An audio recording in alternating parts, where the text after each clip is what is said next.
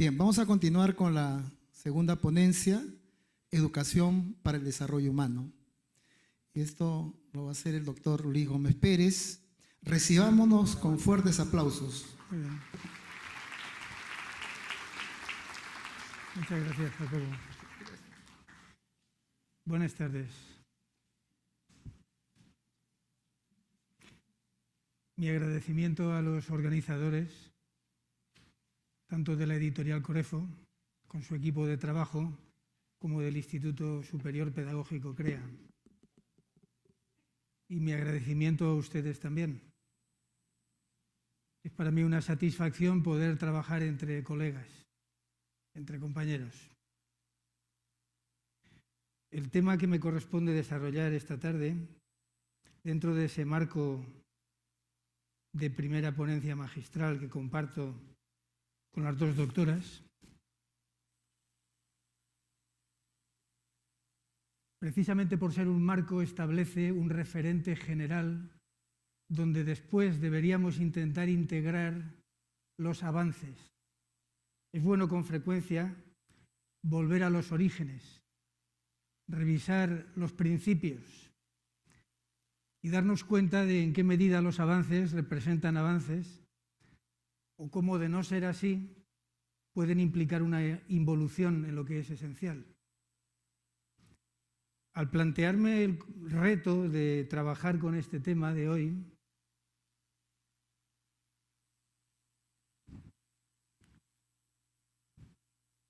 el que pueden leer en este momento en la proyección, pensé que era interesante revisar ciertos conceptos que solo pueden ser trabajados con personas que han llegado a desarrollar niveles de competencia cognitiva superiores,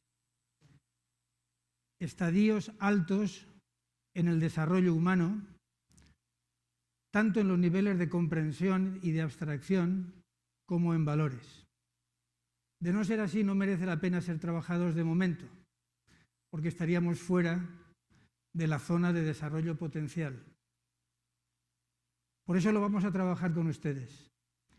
Y me permitirán que, para ahorrar tiempo, lea textualmente un fragmento que tienen ya copiado en los apuntes que la editorial Corefo amablemente les va a facilitar.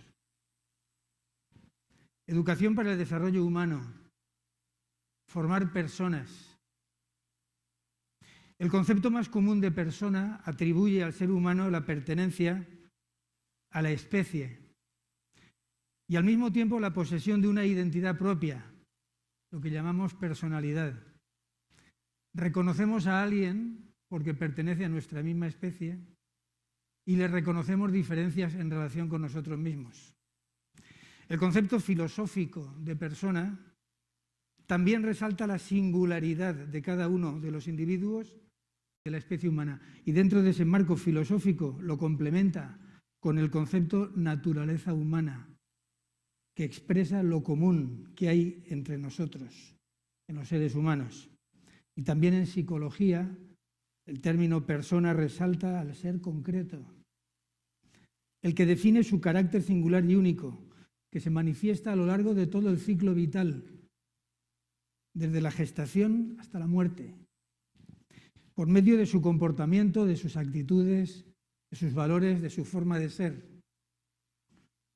A pesar de que a lo largo del ciclo vital vamos a tener que afrontar los mismos sucesos. Todos, tarde o temprano, afrontamos el primer enamoramiento. Todos, tarde o temprano, la primera búsqueda de empleo. Todos, tarde o temprano, vivimos la adolescencia. Todos, tarde o temprano, vivimos la muerte de un ser querido. Todos, tarde o temprano, afrontamos nuestra propia muerte. Y ante esos sucesos, las respuestas de los individuos son individuales.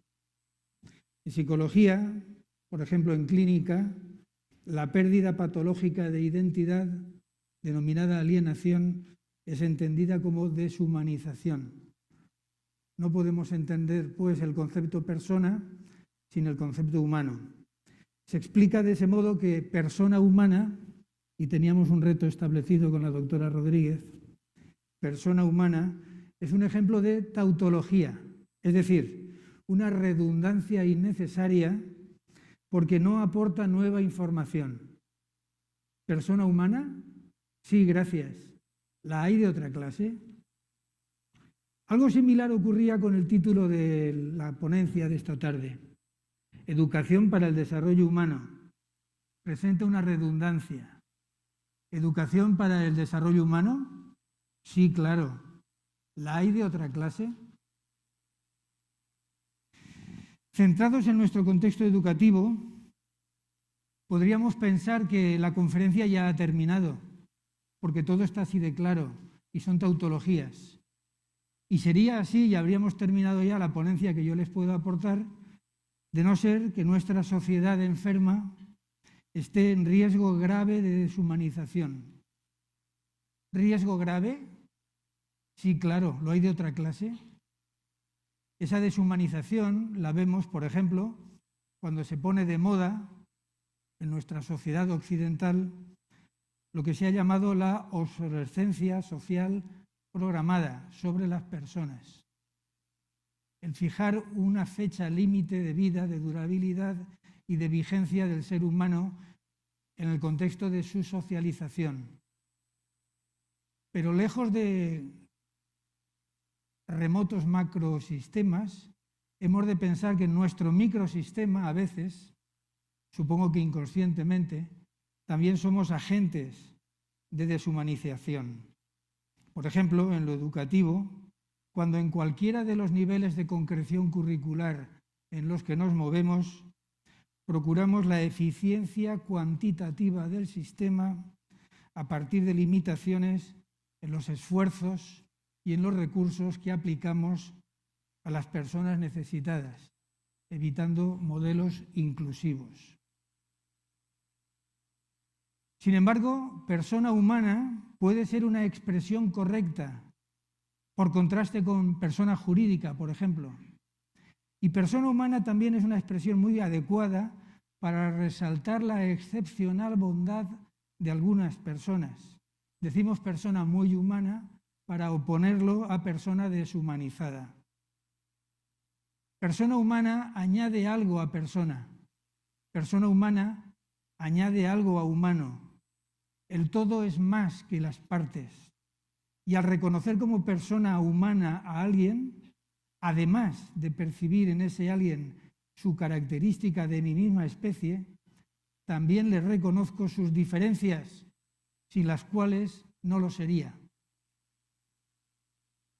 Y puesto que cada alumno es persona, cada alumno integra lo singular y lo comunal. La educación para el desarrollo humano no puede ser otra cosa que actuar sobre lo común y sobre las diferencias. Educación para el desarrollo humano también es una expresión correcta. No es redundante si se usa para resaltar la excelencia. Educación, en latín, educare y de educere, está relacionado con guiar y con extraer del interior. Y desarrollo, dice la RAE, el despliegue de lo que hay enrollado de manera que crezca. Educar para el desarrollo humano es guiar el despliegue de lo humano y es extraer el potencial que hay enrollado en el ser humano. ¿Educación para el desarrollo humano? Sí, claro. ¿La hay de otra clase? ¿Y sobre lo humano?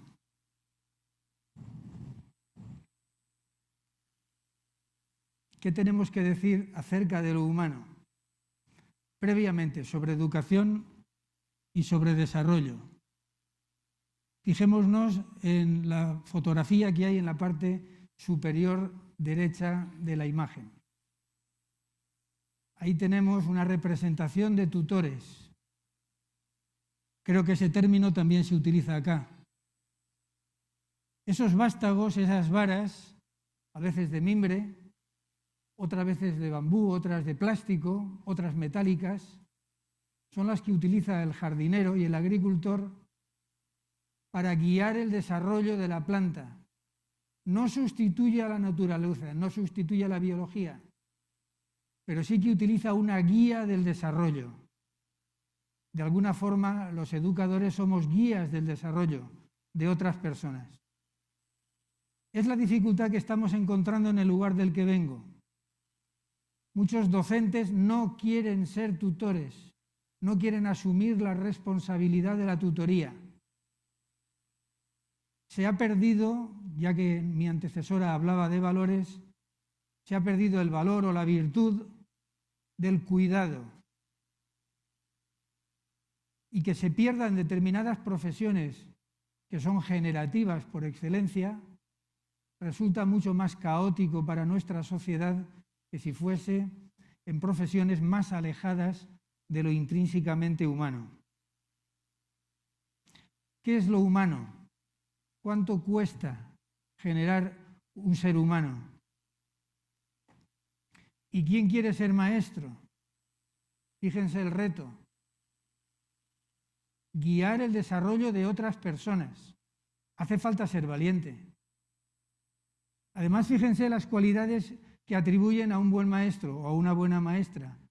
Conocimiento de la materia, paciencia, curiosidad intelectual, confianza, compasión, motivación de logro, planificación, conciencia, tutoría, madurez, etcétera, etcétera. Con razón me casé con una maestra.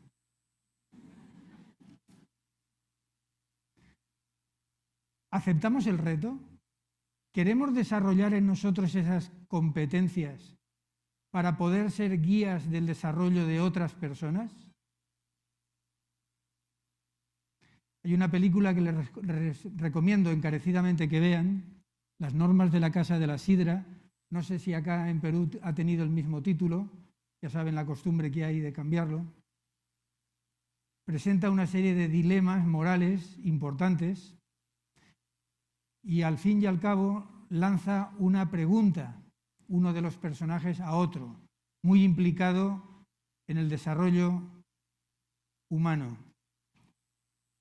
La pregunta es, ¿cuál es tu negocio?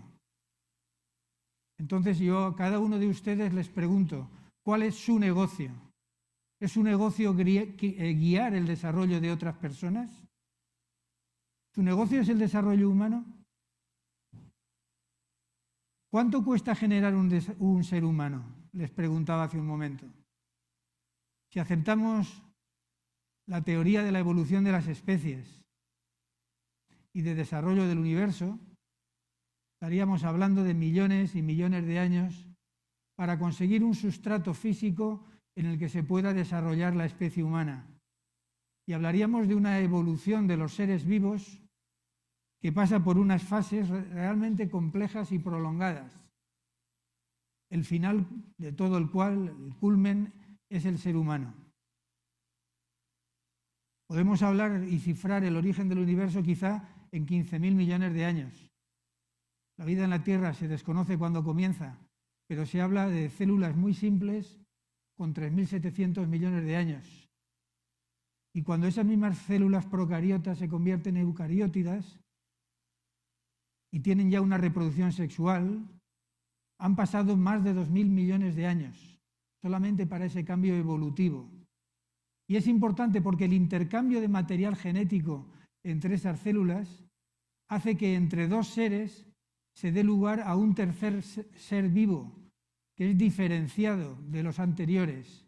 No es una parte de los otros. Es un ser exclusivo, no clónico, y que además tiene la capacidad de adaptarse al medio. De ahí hasta que aparecen mamíferos placentarios pasan todavía millones de años. De ahí hasta los primates y hasta los homínidos. Y realmente el Homo sapiens está llegando en los últimos momentos de la evolución. Además de esa visión evolutiva de la naturaleza para llegar al ser humano, podemos analizar qué se deriva de ello, qué especie es la que ha surgido después de toda esa evolución, cuáles son nuestras características y de ahí derivar cuáles son nuestras intervenciones educativas y comprobar si nuestras actuaciones y nuestro currículo está atendiendo a esas características humanas. Por tanto, en qué medida nuestra educación es educación humana y humanizadora. En primer lugar, vemos que somos seres vivos.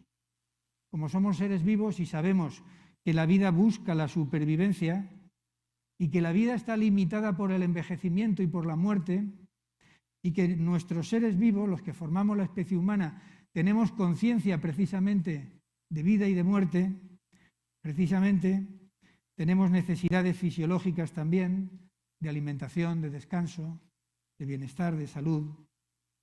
Algo tendrá que decir nuestro currículo educativo que tenga que ver con ello. Y algo tendrá que decir nuestro currículo para ver por qué las personas, cuando afrontamos esta realidad sustancial de la vida, a veces somos solidarios, a veces somos laboriosas, a veces somos austeras, a veces somos disciplinadas, a veces somos altruistas, a veces somos pacíficas, pero otras veces somos violentos, somos egoístas, somos rígidos. Algo tendrá que decir la educación para que ese crecimiento que estamos guiando se decante por unos valores y no por unos contravalores. Tenemos bien pensados los valores y los contravalores en los que trabajamos día a día. Además de ser seres vivos, los humanos somos seres sexuados. Y como tales seres sexuados, disponemos de un genoma adaptativo que se mueve en ciertos umbrales de temperatura, de humedad, de nutrición, de hábitat. Nuestra reproducción es sexual dimórfica, se relaciona con diferencias hormonales y conlleva atracción y rechazo por otras personas, deseo o dejadez, afecto o animadversión. Posiblemente guarde relación con la base primaria de las emociones humanas.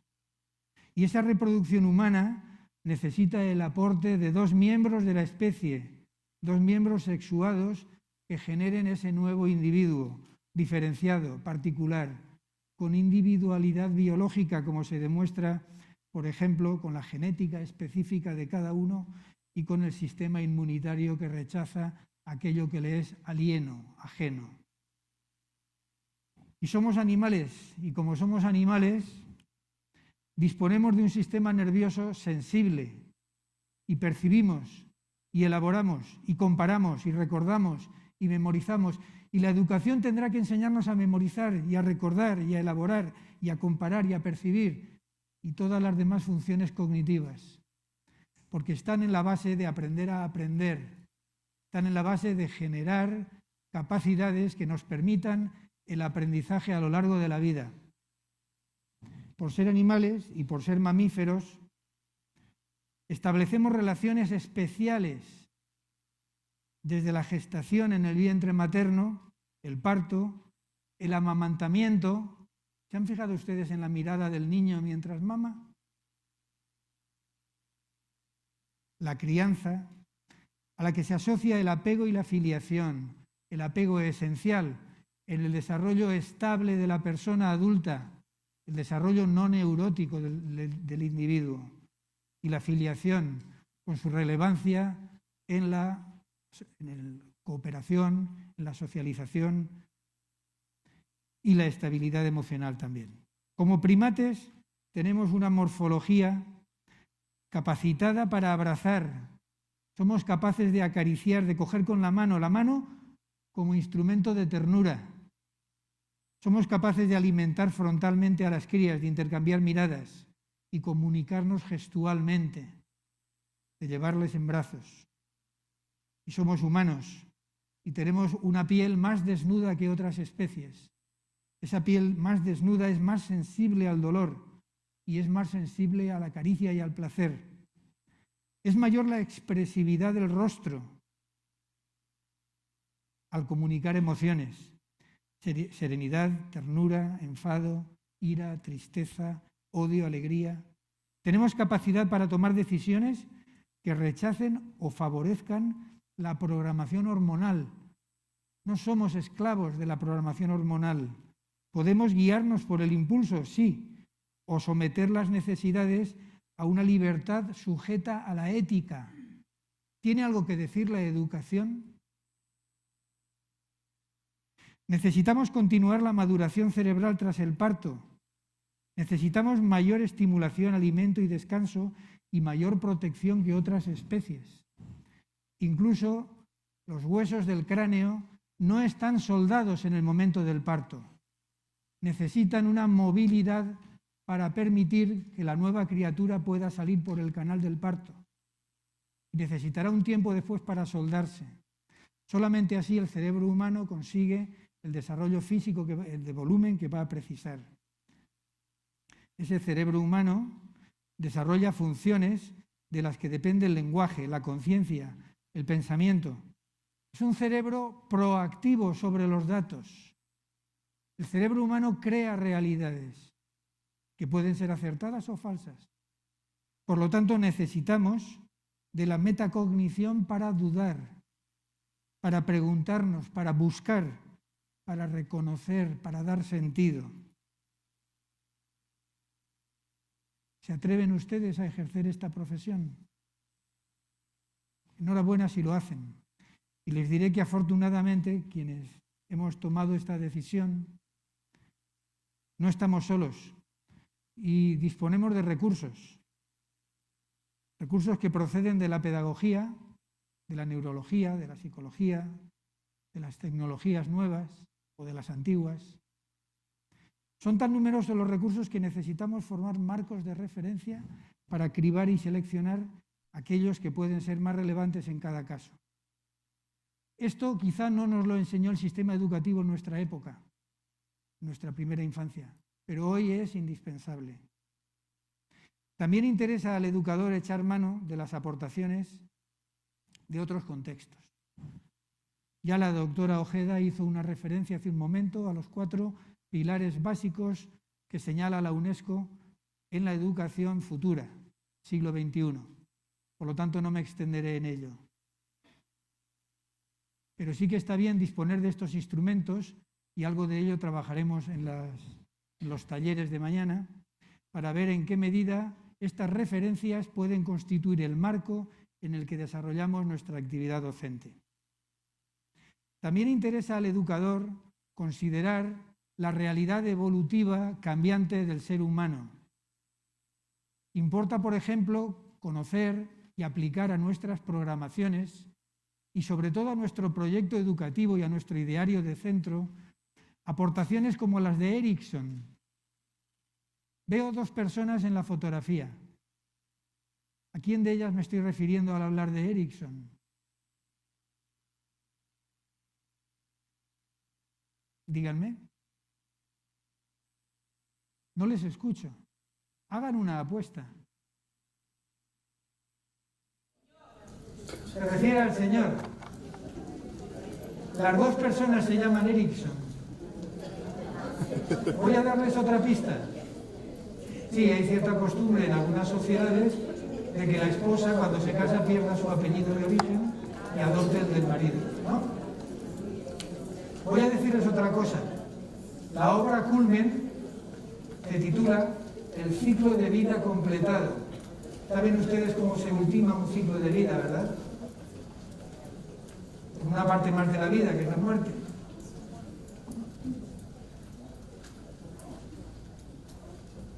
Si pensamos que Erickson se llama Eric, estaríamos hablando de la persona que hay a la derecha.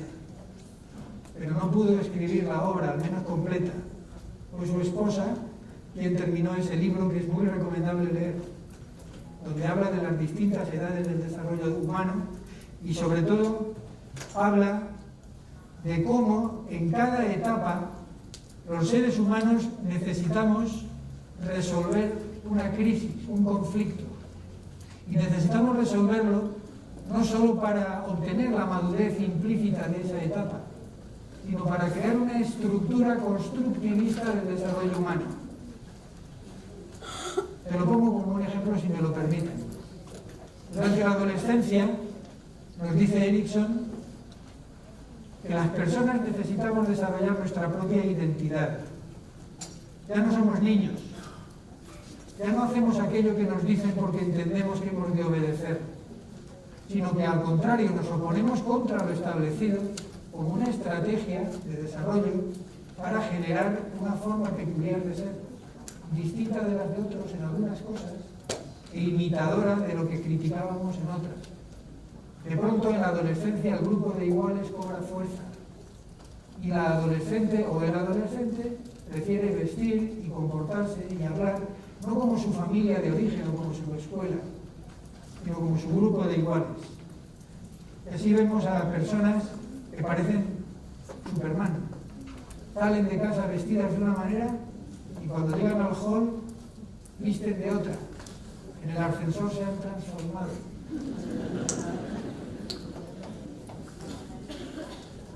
¿Qué ocurre con una persona que durante la adolescencia no someta sus creencias, sus formas de ver la vida, a la crítica rebelde propia del adolescente contra lo establecido? Seguramente, dice Erickson, no generará una propia identidad. Y si no ha generado una propia identidad, en la siguiente fase, como adulto joven, cuando corresponde compartir la intimidad con otra persona en distancia corta, ¿qué intimidad va a compartir y todavía no sabe quién es? Todavía es un inmaduro niño dependiente. ¿Se dieron cuenta? Pues ahora miren las etapas evolutivas en las que ustedes están desarrollando sus tareas, porque posiblemente trabajar la iniciativa del alumno sea una necesidad curricular si pretendemos personas que no solamente estén adecuadas a la exigencia de ese margen de edad, sino que estén preparadas para abordar la laboriosidad como necesidad de aprendizaje de personas que tienen que comprometerse con el cambio de aquello que les rodea. Y del mismo modo, la laboriosidad será necesaria para poder forjar éxito en las siguientes etapas. Importante el desarrollo de la teoría de Erickson para ustedes y para mí, porque si hemos decidido dedicarnos a formar a otras personas y a guiar su desarrollo, nos interesa mucho la crisis de la generatividad que corresponde a la mediana edad. Dice Erickson que la persona adulta siente la necesidad de guiar a otras generaciones. La generatividad, por lo tanto, sería un requisito para el desarrollo pleno, especialmente en personas que ejercen la paternidad o la maternidad o que ejercen la docencia, porque intrínsecamente conllevan la generatividad ese tipo de ejercicios profesionales y vocacionales. ¿Y qué ocurriría en el docente que no es capaz de conseguir guiar eficazmente a las siguientes generaciones? Probablemente nos estemos moviendo en ámbitos de frustración, de práctica profesional defensiva, de generación de frustración también en sus alumnos y posiblemente en candidatos a eso que se ha dado en llamar el malestar docente, con cuadros asociados al estrés, a burnout, profesor gastado, profesor quemado, a conflicto interpersonal en los centros docentes, el que vemos tan a menudo.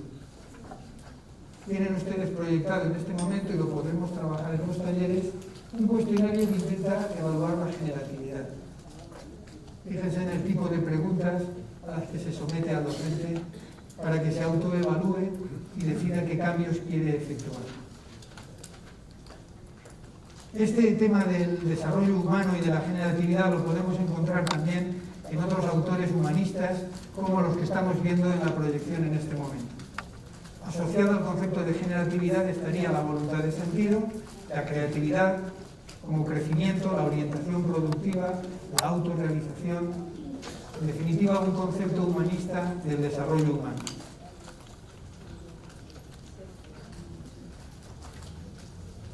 Si todo funciona bien, podríamos hablar de un ciclo evolutivo para la persona del docente, que viene representado por el diagrama que les estamos proyectando en este momento. Fíjense que podemos comenzar la lectura del diagrama en cualquiera de sus fases. Un docente que ante las dificultades de su tarea mejora su habilidad para afrontar eficazmente los problemas del aula, consigue más fácilmente las metas y se siente más realizado personalmente. Por lo tanto, aumenta su satisfacción, su resiliencia, su motivación, su autoestima en la profesión y, consecuentemente, tiene mayor energía, mayor ímpetu para adecuar su esfuerzo a las demandas. Esta mejor adecuación aumenta su competencia, aumenta la motivación y la satisfacción de los implicados en el hecho de aprendizaje y esto a su vez mejora el afrontamiento eficaz. Ocurriría algo similar si comenzamos el análisis de ese círculo virtuoso en otro de los momentos.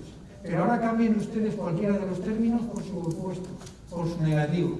Por ejemplo, la falta de logro de metas.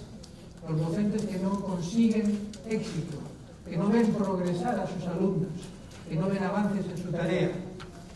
Disminución de la satisfacción y de la motivación intrínseca.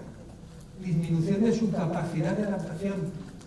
Por lo tanto, mayor inadecuación entre la demanda del medio y su capacidad de respuesta. Porque está no generativizando, sino introyectando, pensando en sí y en su problema, no en el problema de la persona a la que quiere guiar. Consecuentemente, la situación personal disminuye su competencia, aumenta la insatisfacción, disminuye su afrontamiento, hace menos eficaz todavía y se ha convertido en un círculo vicioso. ¿Se dan cuenta de lo que estamos hablando? El ejercicio exitoso de la profesión, el logro de la generatividad, no es una anécdota. Es una necesidad indispensable para quien quiera dedicarse al desarrollo humano. Porque la persona del docente es herramienta de crecimiento para el alumnado, pero también para el propio docente el progreso del alumnado es esencial. Otro referente esencial para las programaciones puede encontrarse en las teorías de la motivación. Es muy conocida la de Maslow, por lo tanto no haré más referencia a ella. También saben ustedes que ha sido criticada, especialmente en cuanto se concierne a jerarquía. Da la sensación de que el ser, no.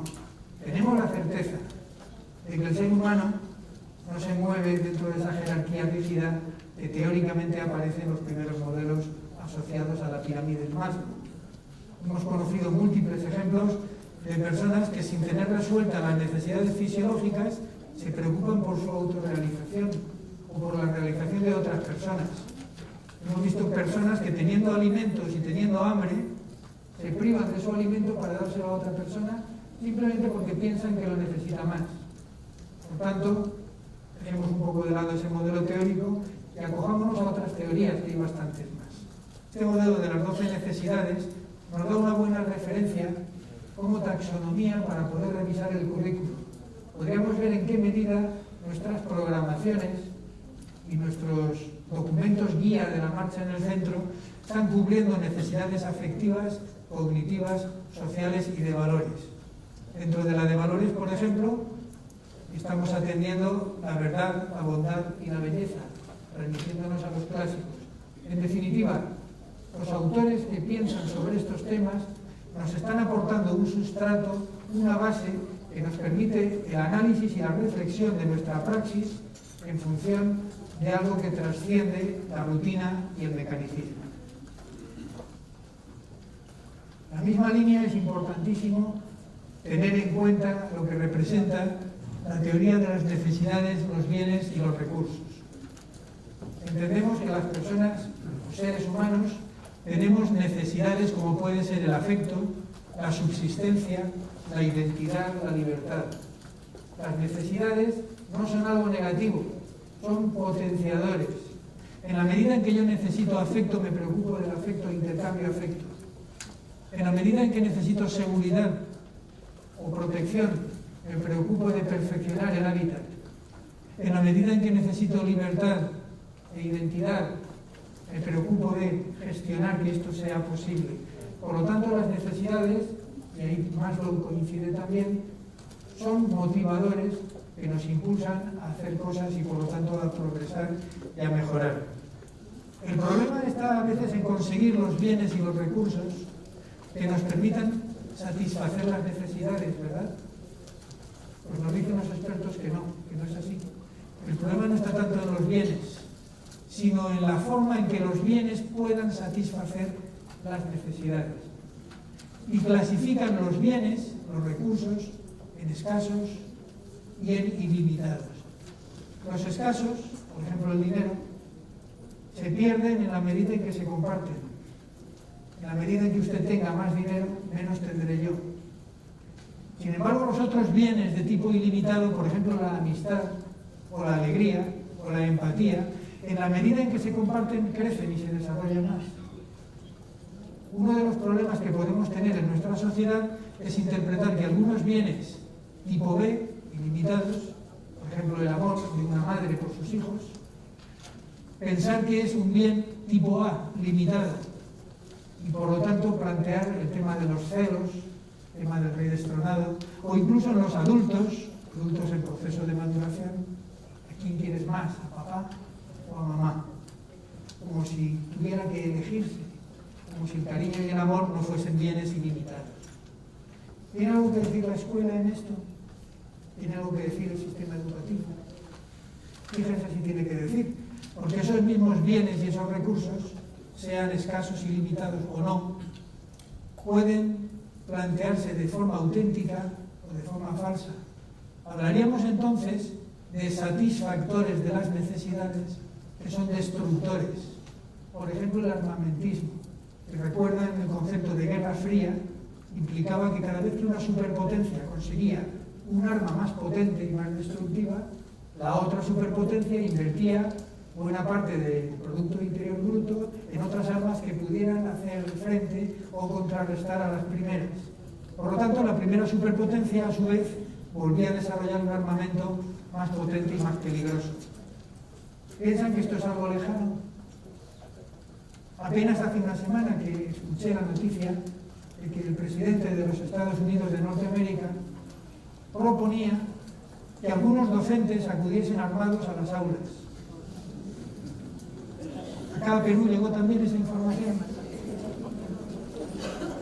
Un alumno, posiblemente sin pleno uso de las facultades, había asesinado utilizando esas armas que tan frecuentemente se distribuyen en Estados Unidos y no, por ejemplo, en Canadá, país limítrofe, pero con otro índice de mortandad del programa de fuego muy distinto. Y la propuesta iría en la línea de incrementar el armamentismo. Algunos países desarrollados optan porque su policía, al menos la policía de proximidad, no lleve armas de fuego. Los delincuentes no necesitan llevar armas sabiendo que la policía no las lleva.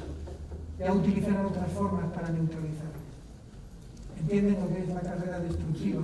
Bien, entonces el tener un arma en casa puede parecer que soluciona la necesidad de protección, pero en la práctica sabemos que tener armas en casa lo que genera es mayor riesgo. Por eso lo llamamos destructores. Del mismo modo, la automedicación, las drogas o los nacionalismos exacerbados son pseudo-satisfactorios. El nacionalismo puede parecer que aumenta nuestro sentido de identidad, pero en realidad, como podemos ser fácilmente manipulados, lo que está generando es lo contrario. Los hay inhibidores, en la medida que al desarrollar un satisfactor ocultan otros y empobrecen. Esto lo vemos en la economía de ciertos países tercermundistas que viven casi exclusivamente del cacao o del café. Son economías débiles, son países de difícil desarrollo porque tienen una dependencia singular o inhibidora también. Sería un ejemplo de un satisfactor inhibidor de la sobreprotección paterna o materna, porque es verdad que genera una satisfacción de la protección, pero al mismo tiempo impide la libertad y el desarrollo. ¿Se dan cuenta que en esta idea que tenemos de ser humano completo y desarrollado, algunos satisfactores de necesidades no son dignos de formar parte de la dinámica educativa? Sería bueno que buscásemos satisfactores de tipo sinérgico. Son satisfactores de tipo sinérgico aquellos que por la forma de satisfacer una necesidad también satisfacen otra. Y ya que antes hemos hablado de la lactancia materna, piensen, por favor, qué tipo de necesidades cubriría la lactancia materna. Solamente la nutrición, igual que una leche maternizada, genera también un apego y por tanto unos vínculos que favorecen estabilidad y socialización. Además, la leche materna está transmitiendo unas defensas inmunitarias adecuadas, más que las artificiales. Si es así, trabajaríamos también con la protección. Ese tipo, pues, sería el tipo de satisfactores que deberíamos estar buscando para trabajar con ellos en el ámbito escolar. Y puestos a trabajar en el análisis diagnóstico de nuestro currículo y en su optimización, no vendría mal trabajar las necesidades humanas catalogadas, en este caso en una tabla de doble entrada. que por una parte nos muestra el ser, el hacer, el tener y el estar del que ya hemos hablado, y por otra, en el eje vertical, las necesidades de subsistencia, protección, afecto, comprensión, ocio, etcétera, propias del ser humano. Fíjense cómo al cruzar estas tablas aparecen unos referentes que constituyen los objetivos de desarrollo dentro de la ONU. Por ejemplo, relacionarse como una intersección entre el hacer y el afecto, o el comprender en la intersección entre la comprensión y el hacer. La tabla es bastante más compleja, la tienen ustedes editada en la copia que Corefo ha preparado y podremos trabajar con ella sistemáticamente en el taller. Sin querer restar ya mayor tiempo, un ánimo para que nosotros seamos valorados por lo que somos, es decir, por nuestras competencias intrapersonales e interpersonales, para que nosotros en la profesión seamos valorados por lo que sabemos, es decir, nuestras competencias científicas, para que seamos valorados por lo que sabemos hacer, nuestras competencias didácticas, por ejemplo, para que seamos valorados por el saber estar, en definitiva, por todo aquello que conlleva el perfil óptimo de la profesión. Muchas gracias por su atención.